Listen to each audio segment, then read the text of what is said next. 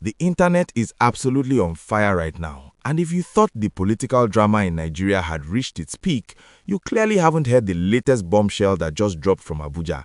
We are witnessing what might be the most shocking political scandal of 2026, and it involves none other than the fearless, outspoken former governor of Kaduna State, Malam Nasir El-Rufai.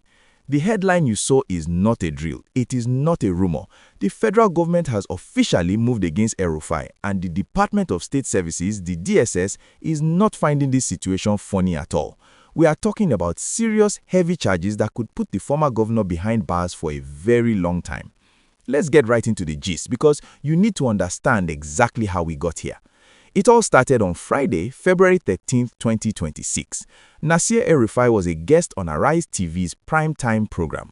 Now, we all know El-Rufai does not filter his words. He says it as he sees it. But this time, he might have said too much. During the interview, while discussing his recent clashes with the government and the attempted arrest at the airport when he returned from Cairo, El-Rufai dropped a confession that made the entire country freeze. He openly admitted on national television that he and his associates had intercepted the phone communications of the National Security Advisor, Nuhu Ribadu. Yes, you heard me right. A private citizen, a former governor, admitted to tapping the phone of the NSA, the man responsible for the security of the entire nation. When the anchor asked him how he knew that Ribadu had ordered his arrest, El-Rufai allegedly replied, "He made the call because we listened to their calls. Someone tapped his phone." He even went further to say that he knows the people who did it. That statement right there was the match that lit the powder keg. The presidency immediately fired back with Banyo Nanogo stating that this was a confession to a felony and a threat to national security. And true to their word, the consequences have arrived swift and fast. As of this morning, Monday, February 16, 2026, the federal government has filed 3 heavy criminal charges against Malam Nasir El-Rufai at the Federal High Court in Abuja. These aren't just corruption charges, these are cybercrime charges. The charge sheet marked FHC/ABJ/CR/99/2026 accuses him of violating the Cybercrimes Prohibition, Prevention, etc. Amendment of 2024. Let me break down the 3 charges for you so you understand the gravity of what he's facing. Count 1 accuses him of unlawfully intercepting the phone communications of the National Security Advisor.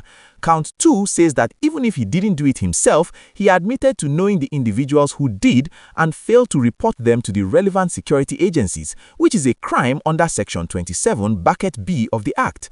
And the 3rd count, it accuses him of using technical equipment to compromise public safety and national security. This is a massive escalation. Remember, El-Rufai has already been having a running battle with the Kaduna state government over that 423 billion naira indictment, and he has been visiting the ICPC and EFCC.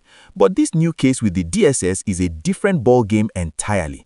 The government is essentially saying you cannot be spying on the country's security architecture and get away with it. The prosecution is arguing that for a private individual to have the capacity to tap the NSA's line, it poses a danger to everyone in Nigeria. If they can hear the NSA, what else are they hearing? What other secrets do they have? But El-Rufai's pramp is not keeping quiet. They are screaming witch hunt. They claim that all of this is happening because El-Rufai left the APC and defected to the African Democratic Congress, the ADC.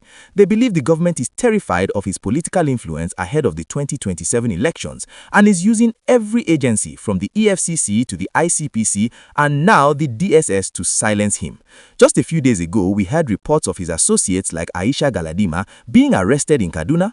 El-Rufai himself said on that same BBC Hausa interview that he knew they were coming for him and that he was ready. Well, it seems they have arrived. The drama at the airport was just a prequel. When he landed from Cairo, his passport was reportedly seized by security operatives and he refused to follow them without a warrant. Now, with these fresh charges filed in court, the DSS has the legal backing they need to bring him in. The question on everyone's lips is, will El-Rufai go down without a fight? We know him, he's a fighter. He has already sued the Kaduna State Assembly and he's likely to challenge these cybercrime charges with everything he has. But the evidence against him this time is his own voice, his own admission on live TV. How do you defend against that? This situation is tearing the political space apart. On one side, you have those saying the law must take its course, that no one, no matter how powerful, has the right to wiretap the NSA. They are asking how safe we are if politicians are playing spy games with national security. On the other hand, you have his supporters saying this is pure persecution, a calculated attempt to cage a vocal opposition leader who knows too much about the current administration. The tension is thick and Abuja is buzzing. I really want to know what you think about this explosive development. Do you think El-Rufai made a mistake by admitting to the wiretap on live TV, or was he sending a warning to the government that he has receipts?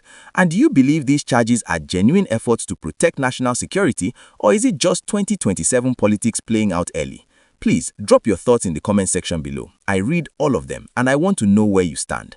And listen, if you're enjoying this update and you want to stay on top of this story as it unfolds, because believe me, the court drama is going to be legendary, please smash that like button right now. It helps the video spread to more people. And if you haven't subscribed yet, what are you waiting for? Click that subscribe button and turn on the notification bell so you don't miss the next update when El-Rufai appears in court. We are watching closely to see when the arraignment will happen. Will he be granted bail or will he be remanded in DSS custody? The next few days are going to be critical for the political future of Nasir El-Rufai and the stability of the opposition. The government has drawn the battle line and the accidental public servant is now facing the fight of his life. Keep it locked here because as soon as we get the court date or any new leaks from the DSS, you will be the first to know.